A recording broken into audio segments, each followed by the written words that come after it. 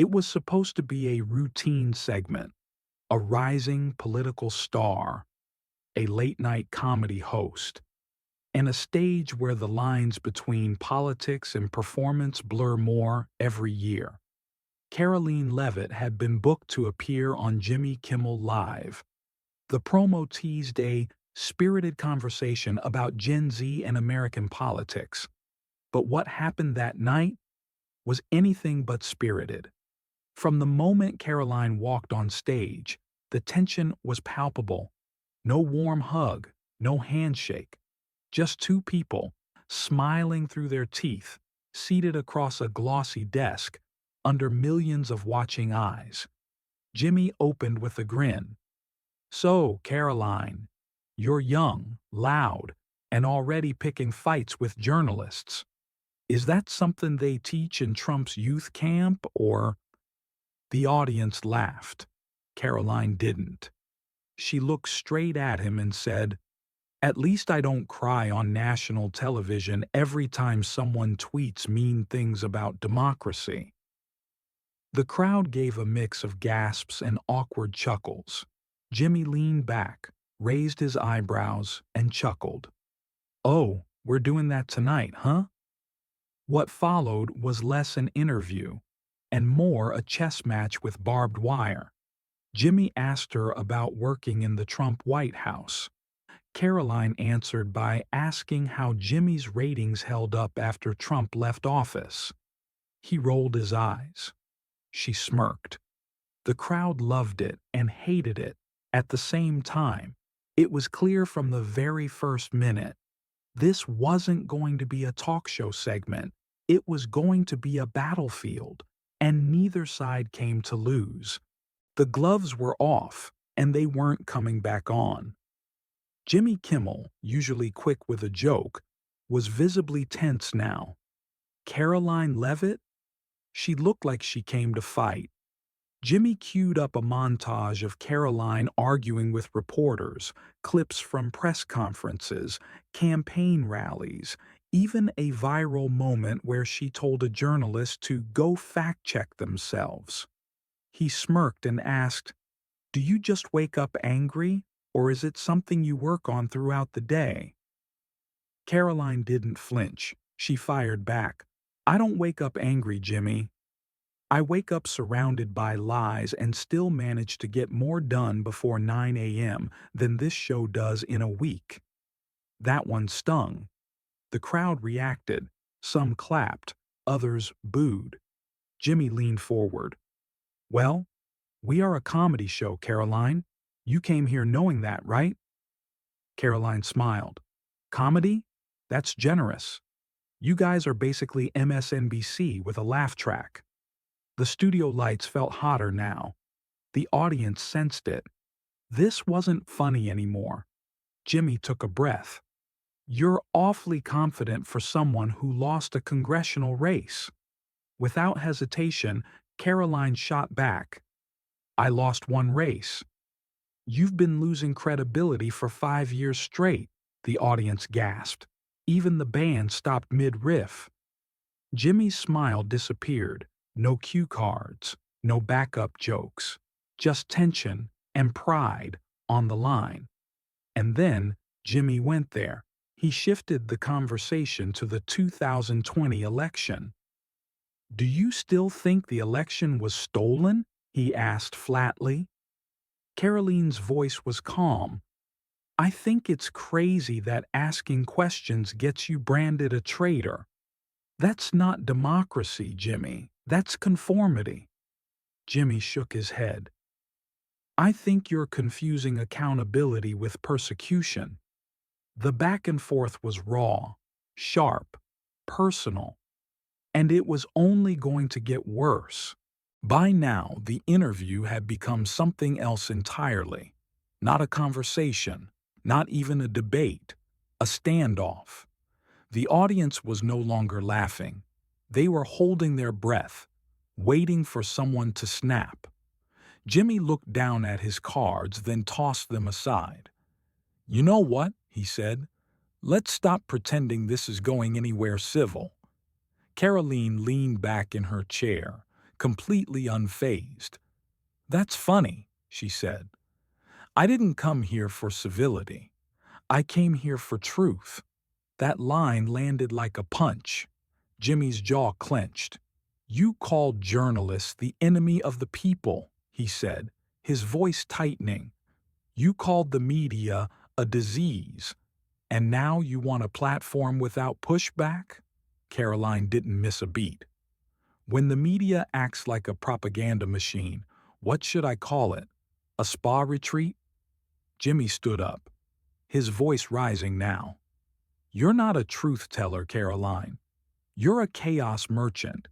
You twist facts, you play victim, and then you cash in on outrage." She looked straight at him. "And you pretend to be a comedian, but all you do is punch down at people who disagree with you." Gasps, boos, applause. It was chaos in real time. Jimmy pointed off stage. "You know what? I think we're done here. You want to spread that nonsense. Do it on your podcast, not on my show." Karoline stood up slowly. "If you can't handle dissent, don't invite it." Jimmy turned to the crew. "Cut her mic." And just like that, her voice vanished, but the moment didn't. The cameras kept rolling as security approached. Karoline gave a final smirk to the audience and walked off stage without looking back. Jimmy sat down, trying to compose himself. But the crowd wasn't sure whether to clap or just process what they'd seen, because whatever that was, it wasn't television. It was something else entirely. The next morning, the internet was on fire. Clips of the confrontation had already racked up millions of views. The titles varied depending on the source. Kimmel destroys MAGA guest. Karoline Leavitt exposes liberal media on live TV. Late night implodes. Hashtags trended. Number Kimmel meltdown, number Karoline. Uncensored number get off my show Twitter turned into a war zone. Conservatives praised Karoline as a free speech warrior. Liberals called her a professional provocateur. Fox News ran a segment titled, "Late Night Host Shuts Down Truth Again." CNN responded hours later. "Kimmel protects show from misinformation." Even international outlets covered it.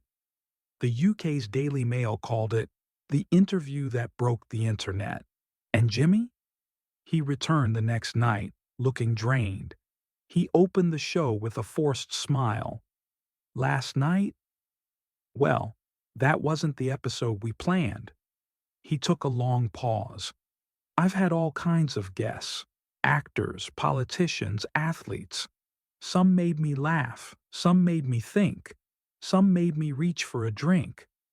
But I've never had one come on and try to hijack the entire thing."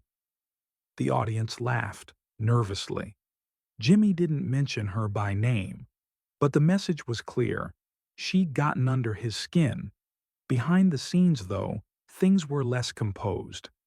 ABC executives were in damage control, sponsors were calling. A few even paused ad placements. Internally, producers were asking, who cleared her appearance? Was this a trap? Is this the new normal? And as Jimmy's team tried to move on, Karoline was just getting started. By the end of the week, the controversy hadn't died down. It had evolved. Karoline Leavitt was no longer just a name trending on social media. She was on Fox News, on podcasts, on live streams with headlines like, "The Woman Who Dared to Fight Hollywood." Clips from her walk-off moment were turned into ringtones. T-shirts started popping up online with bold lettering, "Get off my show, Karoline 2024." Her team leaned in hard.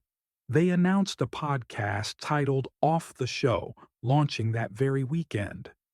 Tagline? "They cut my mic. Now I hold the mic." The first episode shot to the top of Apple's politics charts in under 24 hours. Within a week, she had more downloads than most sitting senators had Twitter followers. But that wasn't all. Then came the leak. A backstage email surfaced, an internal booking memo from Jimmy Kimmel Live. It showed that Karoline's appearance had been pitched as a youth spotlight segment. No mention of Ukraine, no mention of 2020, just vague lines about new voices in politics. Her team accused Kimmel's producers of a setup. Kimmel's side pushed back, calling it standard vetting. The public didn't care, they were entertained. Meanwhile, pressure was building on Jimmy's end.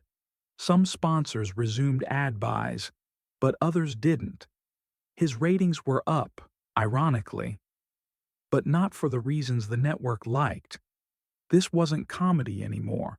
It was combat.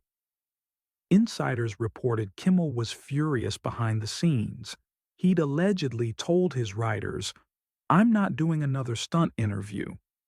If they want cable news, tell them to go to Hannity." But it was too late. The moment had already escaped him. What was meant to be a takedown became a launch pad.